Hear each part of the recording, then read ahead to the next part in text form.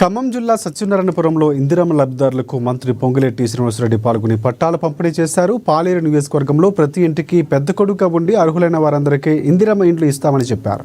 దొరపోకడ ఉన్న నువ్వా పేదల గురించి మొసలి కన్నీరు కార్చేదంటూ కేసీఆర్పై మండిపడ్డారు. ఇందిరమ్మ ప్రభుత్వం గురించి మాట్లాడే హక్కు బీఆర్ఎస్ పార్టీ నాయకులు లేదని ఆయన అన్నారు.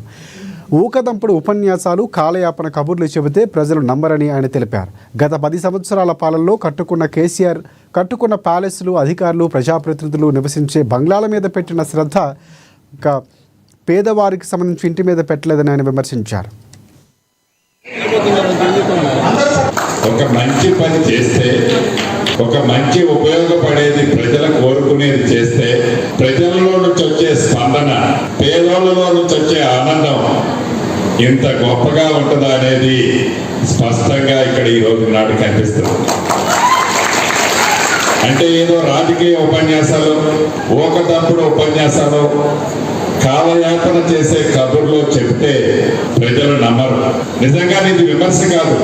ఆనాడు 10 సంవత్సరాలలో ఎక్కడైతే వారు నివసించడానికి కట్టుకున్న ప్యాలెస్ లాంటి బంగ్లాలు, ప్రభుత్వ అధికారులు, ప్రజా ప్రతినిధులు నివసించడానికి కట్టుకున్న పెద్ద పెద్ద బంగ్లాల మీద పెట్టిన ఖర్చు, పేదోడి కన్న కళ, పేదోడికి చిన్న ఇల్లు కట్టాలి అనే ఆలోచన, చిత్తశుద్ధి ఆనాటి ప్రభుత్వానికి ఆలోచన రాకపోవడం తప్ప షో చేసి రాజకీయ లబ్ధి కోసం, ఓట్లు దండుకోవడం కోసం కబుర్లు చెప్పడం తప్ప ఆనాటి